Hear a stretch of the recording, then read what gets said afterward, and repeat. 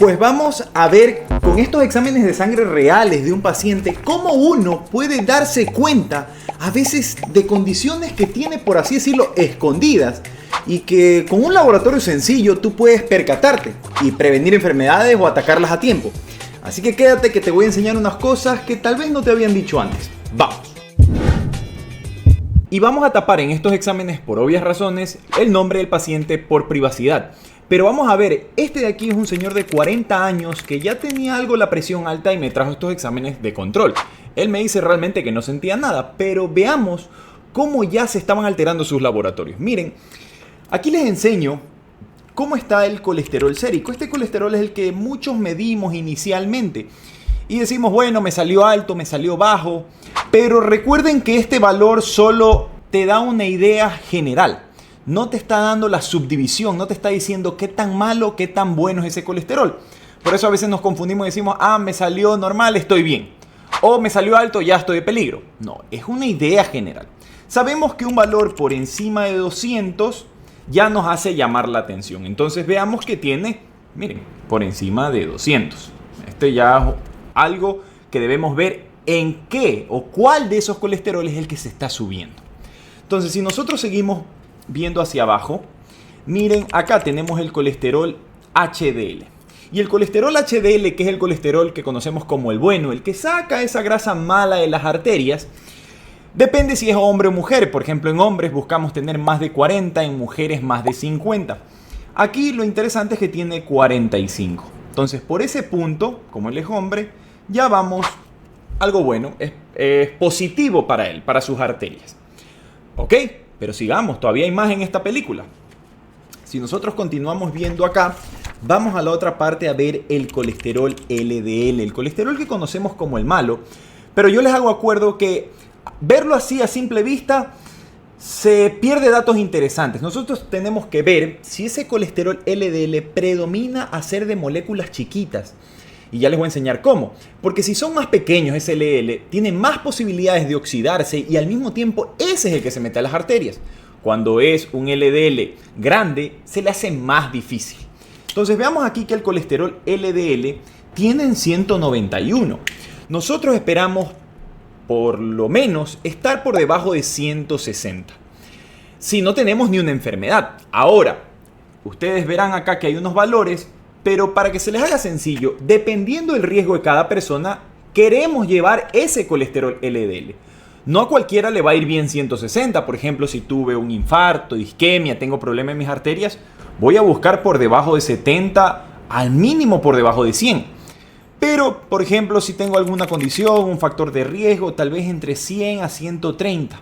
Y una persona estándar por debajo de 160. Mientras menos lo tenga, mejor, porque, por así decirlo, tengo menos gasolina que se incendie. Ok, aquí tiene 191, entonces ya este nos indica de que ya hay que buscar hacer algo. Dieta y probablemente, tal vez necesitemos alguna medicación, alguna estatina. Sigamos viendo. Y aquí tenemos unas relaciones interesantes que muchas veces uno no las pide o no las tenemos en cuenta, y es la relación de cuánto LDL tenemos en relación al HDL. LDL, colesterol dentro de las arterias. HDL, sacando. Y los índices, cuando pasan por encima de 3, ya nos indican que hay mucho LDL para ese HDL. Recuerden, el LDL es ese carro que va metiendo toda la suciedad y el HDL es el que trata de sacarla. Entonces hay muchos carros metiendo suciedad en nuestras arterias, por así decirlo. Entonces nuestro riesgo aterogénico aumenta. Y aquí vemos algo que nos dice: se aumenta mucho más si sube la lipoproteína A. Y ya vamos a ver qué eso es la lipoproteína A. Continuemos. Otras relaciones interesantes. En relación al colesterol total, ¿cuánto HDL hay? Y ese parámetro, si pasa a 4.5, es que tenemos, sí, colesterol elevado, pero de ese colesterol elevado muy poco es bueno. Entonces estamos viendo muchos índices que nos dan una noción mayor de qué está pasando dentro de nuestras arterias, cuál sería el riesgo, y ya vemos que en esta persona su riesgo va aumentando y obviamente más formación de placas. Si nosotros seguimos viendo, aquí tenemos otro colesterol interesante que va de la mano con los triglicéridos, el VLDL. El VLDL es la molécula transportadora de estos ácidos grasos, triglicéridos. Entonces es común ver triglicéridos altos con VLDL alto. Este es el que sale del hígado para llevar todo esto.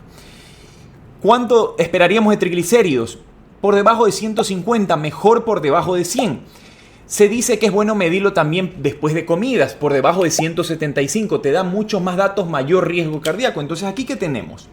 200 de triglicéridos altos con VLDL, con razón, elevados. Entonces ya tenemos una dislipidemia mixta. Tenemos colesterol, LDL alto. Tenemos triglicéridos elevados. Tenemos HDL, sí, pero la relación no es muy buena. Este es el patrón clásico que nos lleva a tener muchas más arterias enfermas. Es un patrón dislipémico heterogénico. Y ya vamos a ver los otros rangos, pero esto es muy frecuentemente ver en las personas que no hacen ejercicio, que comen mal, que tienen mucha cintura, con muchos procesados. Pero sigamos, vamos a enterarnos de cosas más interesantes por acá.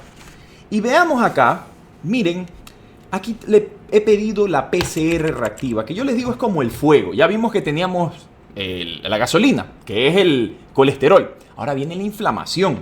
Y la PCR, aunque no es específica, pero ya nos dice que hay un estado inflamatorio. Por encima de 2, 4,71. O sea, tenemos gasolina y tenemos fuego. Ya esas arterias están corriendo un riesgo mayor y tenemos que hacer algo en este momento. Tiene 40 años, no ha tenido un infarto, no tiene ni un evento. Entonces, PCR, reactante inflamatorio, es bueno medirlo alguna vez. Continuemos midiendo. Aquí siempre es bueno medir la función renal, urea, creatinina, ya lo vamos a ver. Esto nos va a hablar en esta persona que tiene ya algo de presión elevada a los 40 años, cómo están funcionando sus riñones. Y ahí uno puede sacar una fórmula. Otro parámetro que yo siempre pido es la resistencia a la insulina. Muchas veces esperamos que la glucosa se suba, pero antes de que la glucosa se suba, tenemos ya resistencia elevada. Nuestro cuerpo comienza a dificultársele meter esa glucosa. ¿Cómo lo vemos? Midiendo insulina en relación a la glucosa. Ese es el OMAIR o el índice homeostático. Y lo vemos aquí, insulina en ayunas y glucosa sérica. Y nosotros sacamos esa relación. Miren que tiene insulina plasmática aumentada en la mañana y la glucosa en 104, un rango de prediabetes. O sea, ya está, por así decirlo, trepándose al tren. ¿Ok?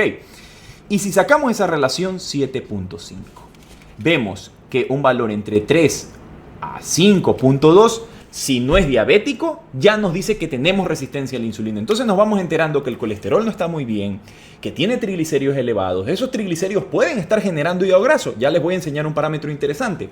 Y además de eso tenemos resistencia a la insulina. O sea, riesgo ya de llegar a diabetes. Vemos la función renal. Tenemos una buena función renal. Esto obviamente se saca con una fórmula según la edad, según el sexo. También podemos calcularlo según tu peso para ver la función. Así a simple vista nos dice que está bien. Continuemos. Ácido úrico siempre es interesante medirlo, ya que también habla algo de inflamación, nos da mayor riesgo cardíaco tener el ácido úrico alto. Acá lo tenemos muy bien. Continuemos, vamos, todavía hay más para ver aquí en estos exámenes.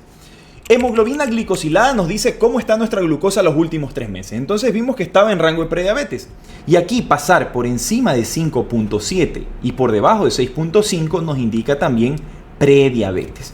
Y lo tenemos en 5.8, o sea, todo va de la mano, va en relación. Y esto nos da un promedio de que has manejado glucosas entre 120 en los últimos 3 meses.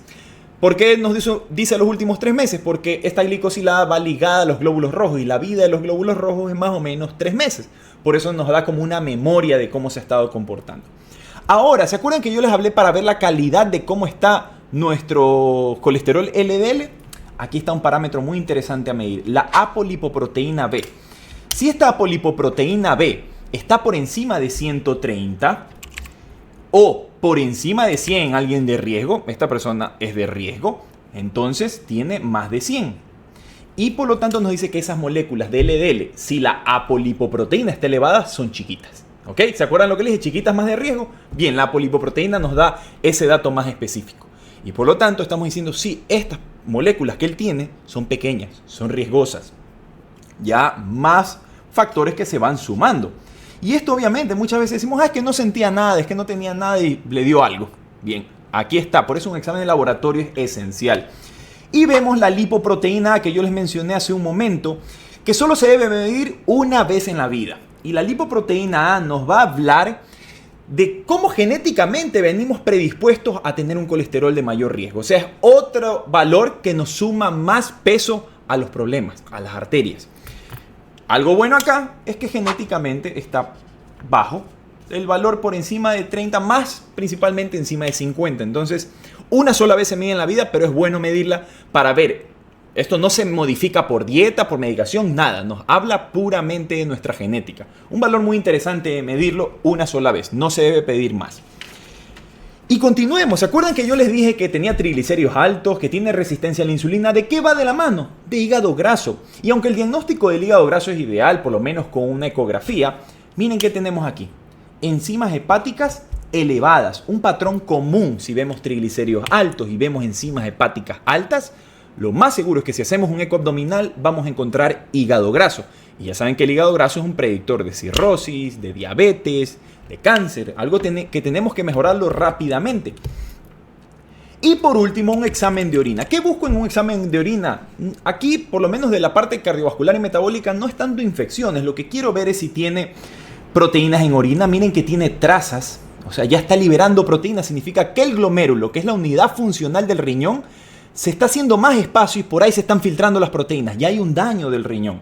A pesar de que la creatinina esté normal, miren lo interesante, hay un daño precoz.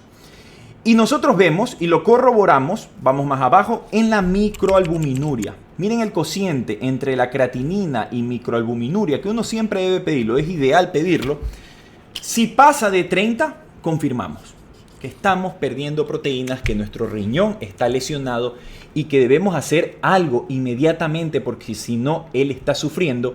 Y ahora ya en este paciente comenzamos a establecer ejercicio, mejorar la presión arterial, buscar una buena alimentación, bajar cintura para mejorar estos perfiles y controlar en 3 meses. Esto es lo que debemos hacer en base a valores y en base al paciente para prevenir enfermedades, para que no llegue a diabetes, para que no llegue a un cuadro de infarto, para que no llegue a un daño del hígado, del riñón, entre otros. Y así es como uno puede enterarse de cosas muy interesantes, por lo menos haciéndose una vez al año un examen de sangre general, con esos parámetros.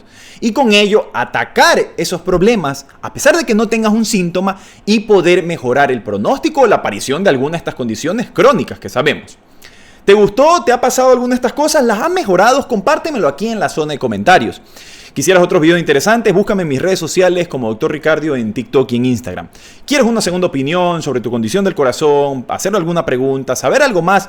Búscame en mi página web como www.drricardofreile.com/reservas. Y como siempre, esperando que esta información te haya ayudado y la compartas a otro, no te debes olvidar que esto es lo que tu corazón necesita.